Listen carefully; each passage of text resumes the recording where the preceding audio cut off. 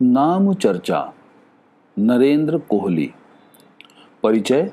जन्म 1940, सियालकोट, पंजाब, अविभाजित भारत। परिचय। नरेंद्र कोहली जी बहुआयामी व्यक्तित्व के धनी हैं। आपने उपन्यास, व्यंग्य, नाटक, कहानी, संस्मरण, निबंध, आलोचनात्मक साहित्य में लेखनी चलाई है। आप प्राचीन भारतीय संस्कृति से प्रेरणा लेकर समकालीन तर्कसंगत लेखन करते हैं। प्रमुख कृतियां गणित का प्रश्न, आसान रास्ता, बाल कथाएं, परिणति, नमक का कैदी, कहानी संग्रह, परेशानियां, त्राही त्राही, व्यंग्य, किसे जगाऊं, नेपथ्य, निबंध, प्रविनाद, बाबा नागार्जुन, संस्मरण, श्रद्धा, आस्था, उपन्यास आदि। गद्य संबंधी। प्रस्तुत हास्य व्यंग्य निबंध में नरेंद्र कोहली जी ने नामकरण की समस्या, इस पर मनोरंजक प्रकाश डाला है। नवजात शिशु का नाम रखने के लिए लोग किस तरह परेशान होते हैं, किस किस तरह के नाम रखना चाहते हैं, इनका लेखक ने हास्य व्यंग्यपूर्ण विवेचन किया है। कहते हैं, हिंदी के कथा साहित्य में गतिरोध आ गया है। ऐसे संकट हिंदी साहित्य में पहले भी आए हैं और अक्सर आते रहते हैं। हिंदी में आते हैं तो अन्य भाषाओं के साहित्य में भी आते होंगे, पर फिर भी सारी दुनिया का काम चलता रहता है। यह कोई ऐसी कठिनाई नहीं है जिसका कोई समाधान न हो। इस गतिरोध से एक भयंकर समस्या दूसरे क्षेत्र में पैदा हो गई है। सारे हिंदी भाषी प्रदेशों में नाम को लेकर गतिरोध आ गया है। कहीं किसी के घर में कोई संतान हुई और मुसीबत उठ खड़ी होती है। कितनी भयंकर समस्या है कि बच्चे का नाम क्या रखें। इस कर्तव्य को पूरा करने में मुझे कोई परेशानी नहीं थी, पर हिंदी कथा साहित्य के इस गतिरोध ने मेरी गति भी अवरुद्ध कर दी है। पहले यह होता था कि किसी ने नाम पूछा और हमने कोई भी पत्रिका उठा ली, जिस किसी कहानी की नायिका या नायक का नाम दिखा वही टिका दिया। लोग होते भी इतने सरल थे कि झट से वह नाम पसंद कर लेते थे। अब हिंदी का कथा लेखक अपनी कहानियों में नाम रखने से कतराने लगा है। 50 कहानियां पढ़ जाओ तो कहीं एकाध नाम मिलता है, नहीं तो लोग यह वह से काम चला लेते हैं।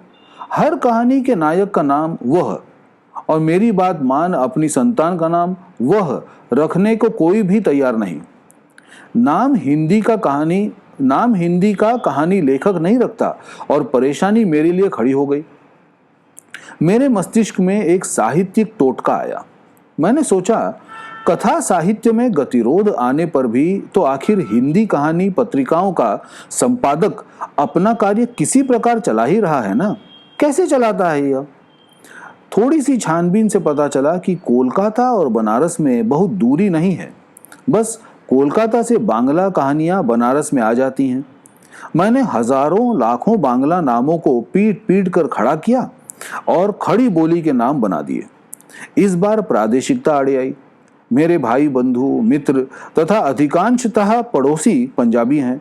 दूसरे प्रदेशों के लोग मेरा पंजाबी अक्खड़पन कम ही सहते हैं, इसलिए अधिक निभती नहीं। एक कश्मीरी मेरे पास आए। कश्मीर बहुत सुंदर प्रदेश है। फिर उनकी बिटिया कश्मीर के सौंदर्य से भी अधिक प्यारी थी। उस बच्ची का नाम कुछ ऐसा ही होना चाहिए था जिसमें कश्मीर का सारा प्राकृतिक सौंदर्य साकार हो सके। मैंने क्षमता भर परिश्रम किया, किंतु किसी भी नाम से उन्हें संतुष्ट नहीं कर पाया। अंततः उन्होंने ही कहा कि यदि मैं कोई नया नाम नहीं दे सकता तो उनके सोचे हुए नाम का हिंदी में कोई अच्छा सा पर्याय दे दूं, जो कि उस बच्ची का नाम रखा जा सके। मैंने उनकी बात मान ली। इसमें मुझे कोई परेशानी नजर नहीं आई। मैंने उनका सोचा हुआ नाम पूछा। रोजलीना, वे बोले। इसमें कश्मीर का सौंदर्य, कश्मीर के गुलाब का सौंदर्य, सब कुछ आ जाता है। वैसे पंडित नेहरू भी कश्मीरी थे। वे अत्यंत भावुक हो उठे। रोजलीना शब्द से ही मेरी बेबी का चेहरा आंखों के सामने घिर आता है। नाम तो सुंदर है, मैंने स्वीकार किया। बस कठिनाई इतनी है कि नाम अंग्रेजी में है और हमारे रिश्तेदार इसे हजम नहीं कर पा रहे। आप इसका हिंदी या भारतीय पर्याय दे दिए। उन्होंने कहा, मैंने बहुत सोचा, शब्दकोश उलट पलट डाले और तब खोजकर उनको रोजलीना का पर्याय दिया, गुलाबो। उन्होंने मेरा चेहरा देखा और नाक सिकोड़कर बोले, आखिर पंजाबी हो ना? मुझे तब भी लगा था कि प्रादेशिकता मेरे कर्तव्य में बाधा खड़ी कर रही है। अभी कल ही मेरे एक पंजाबी पड़ोसी आए थे। उनके घर परम परमेश्वर की कृपा से एक पुत्र का जन्म हो गया था। अतः वे चाहते थे कि मैं उनके सुपुत्र के लिए कोई सोना सा नाम चुन दूं। मैं मान गया। वैसे इतनी जल्दी मैं सामान्यतः माना नहीं करता, पर कल रात से एक बड़ा मधुर सा नाम मेरे मन में चक्कर भंभीरी काट रहा था। सोचा इनको वही नाम बता दूं, इनके सुपुत्र का नाम मिल जाएगा और मुझे उसकी चक्कर भंभीरी से मुक्ति। मैंने कहा, लाला जी, इसका नाम तो आप रखे निकुंज, बढ़िया नाम है और सारे मोहल्ले में किसी का ऐसा नाम नहीं है। आप मजाक बढ़िया करते हैं मास्टर साहब। वह दोनों हाथों से ताली पीटकर खिलखिलाए। क्या नाम चुना है, कुंभकर्ण जैसा लगता है।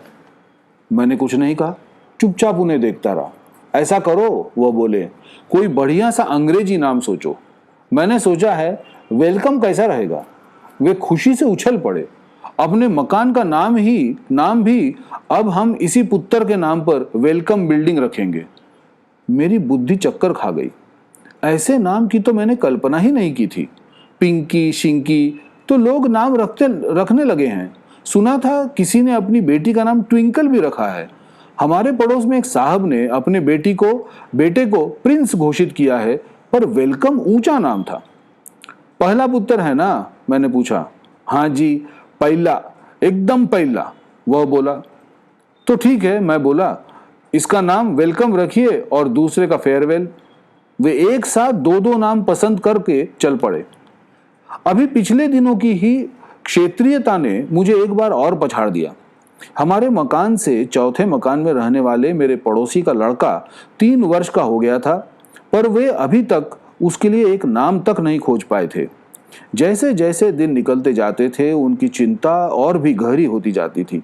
जब अपने लड़के के लिए एक उपयुक्त नाम तक नहीं ढूंढ पा रहे थे, तो उसके योग्य कन्या और नौकरी कहां से खोज लाएंगे। मुझसे मिले तो अपनी चिंता गाथा ले बैठे। जब वे बहुत रो चुके और बहुत रोकने पर भी मेरा हृदय पूरा गल गया और फेफड़ों की बारी आ गई, तो मैंने पूछा, आखिर समस्या क्या है? समस्या क्या है? वह बोले, बबुआ की महतारी का हठ, और क्या हठ है? बहुत चाहने पर भी उनका घरेलू रहस्य पूछने से मैं स्वयं को न रोक सका। वह बोले, हमारा बबुआ बहुत शोर मचाता है, बहुत ज्यादा। उसकी महतारी कहती है कि उसका नाम उसके शोर मचाने पर ही रखेंगे। मैं चकित हो गया हठ को सुनकर। यह भी क्या हठ? लोग गुण पर तो नाम रखते हैं, पर दोष को लेकर नाम? मुझे चिंतित देखकर वह बोले, कोई नाम सोच रहे हैं क्या? मैंने कहा, एक नाम सूझा है। आपके बबुआ के शोर मचाने से मिलता जुलता नाम, शायद आपको पसंद आए। हमारी पसंद क्या है? उनका मुंह लटका ही रहा। पसंद तो बबुआ की महतारी का तो होना चाहिए। बोलिए, क्या नाम सूझा है आपको? कोलाहल, मैंने बताया। कोलाहल, उन्होंने दोहराया। वैसे तो सुंदर है, पर बबुआ की महतारी को पसंद नहीं आवेगा। क्यों? मैंने पूछा। बोले, नाम तो कोई हमारे देशवा जैसा ही होना चाहिए, जैसे हमारा नाम है राम खिलावन, कोई ऐसा ही नाम हो। मेरी बुद्धि चकमक हो रही थी। जल्दी से बोला, राम खिलावन के तोल पर आप शोर मचावन रख दीजिए। शोर मचावन? वो उछल पड़े। बहुत बढ़िया, हम 3 बरिस से यही नाम तो खोज रहे थे। आप सचमुच बहुत बुद्धिमान हैं मास्टर साहब। और वे चले गए। बच्चे के गुण दुर्गुण का पर नाम रखने वाले वे अकेले ही नहीं थे। मेरे एक मित्र का पल्ला पकड़कर एक और साहब आए। पता नहीं लोगों को कहां कहां से मालूम हो जाता है कि मैं बच्चों के नाम रखने में बहुत दक्ष हूं। मैंने उन्हें चलते से 2-3 नाम सुझाकर पीछा छुड़ाना चाहा तो वह खुले। बोले, ऐसे नहीं चलेगा साहब, हम तो आपको नामों का विशेषज्ञ समझकर आए हैं। आपको कैसा नाम चाहिए? मैं ऐसे अवसरों पर स्वयं को उस दुकानदार की स्थिति में पाता हूं जो ग्राहक को तैयार माल से संतुष्ट न कर पाने के कारण ऑर्डर का माल बलवा देने का प्रस्ताव रखता है। बात यह है साहब, वह बोले, आप जानते हैं किसको अपना बच्चा प्यारा नहीं लगता। हमें भी अपना बच्चा प्यारा है। वैसे आप उसे देखें तो आप भी मानेंगी कि वह बहुत प्यारा है। क्यों भाई साहब? उन्होंने मेरे मित्र का टहोका दिया। ठीक कह रहा हूं ना? जी हाँ जी हाँ, बहुत प्यारा बच्चा है, मेरे मित्र ने कहा। पर साहब, वह फिर बोले, बहुत सताता भी है। हम चाहते हैं कि उसका कुछ ऐसा नाम रखा जाए कि उसका प्यारापन और सताना दोनों ही बातें कवर हो जाएं। काम तो कठिन है, पर आप विद्वान हैं, कोई ना कोई नाम तो सुझा ही देंगे। मैंने सोचा काम वस्तुतः बीहड़ था। लोग भी कैसे कैसे मूर्ख होते हैं, क्या शर्तें लाएं। पर ठीक है, मैं भी विद्वान हूं। मेरी बुद्धि ने एक चमत्कार किया। ऐसे चमत्कार वैसे कभी कभी होते हैं, पर हो जाते हैं। मैं बोला, आपकी शर्त बहुत कठिन है, फिर भी प्रयत्न करना हमारा धर्म है। मेरे मन में एक नाम है। नाम अत्यंत साहित्यिक है और हिंदी साहित्य के मूर्धन्य साहित्यकार, कवि तथा नाटककार जयशंकर प्रसाद की अलौकिक प्रतिमा की उपज है। मैंने देखा वे श्रद्धा से नत होकर मेरी बात सुन रहे थे।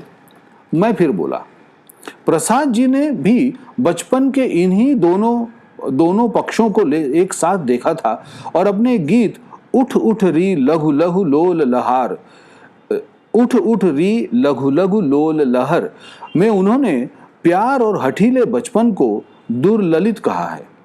आप यही नाम अपने बच्चे का भी रख दें। उनके चेहरे के भाव नहीं बदले, वे वैसे ही जड़ मुद्रा में बैठे रहे। साहब, हम नौकरी पेशा लोग तो नहीं। कुछ देर बाद बड़ी सीज के साथ बोले, फैशनेबल नाम हमारे घरों में नहीं चलते। हमारे बच्चे को तो बड़े होकर आढ़त का काम करना है, फर्म खोलनी है। हमें तो ऐसा नाम चाहिए जो किसी फर्म का नाम भी हो सके, लट्ठा राम, गेंदामल वगैरह वगैरह। कोई ऐसा ही नाम बताइए।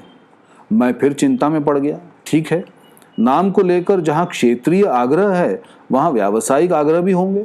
आखिर किसी फिल्म एक्टर का नाम बिछावन मल तो नहीं हो सकता ना, उसी तरह फर्म का नाम। और फिर उनकी शर्तें। मैं बोला, आप ऐसा करें, बच्चे का नाम प्यारूमल सताऊमल रख दें। फर्म का नाम जरूर लगेगा, बच्चे का चाहे न लगे। उनकी आंखों की भाव पहली बार बदला और वह चमक कर बोले, मारा, अब ठीक है। वाह, प्यारूमल सताऊमल एंड सन्स, वाह भाई वाह। पर मैंने उसी दिन से नाम बताने का काम स्थगित कर दिया है। अब मैंने नामों का वर्गीकरण आरंभ कर रखा है। फर्मों के उपयुक्त नाम, नेताओं के उपयुक्त नाम, एक्टरों के उपयुक्त नाम इत्यादि। देखना यह है कि कितने वर्ग बनते हैं और फिर उनके अनुसार नामों की सूचियां बनाऊंगा और फिर नाम बताने का ही धंधा आरंभ कर दूंगा। उन नामों को पेटेंट करवा लूंगा और फिर उन पेटेंट नामों की रॉयल्टी देकर ही लोग उनमें से कोई नाम रख सकेंगे। आप अपनी आवश्यकताएं लिखित रूप से जरूर भेजें।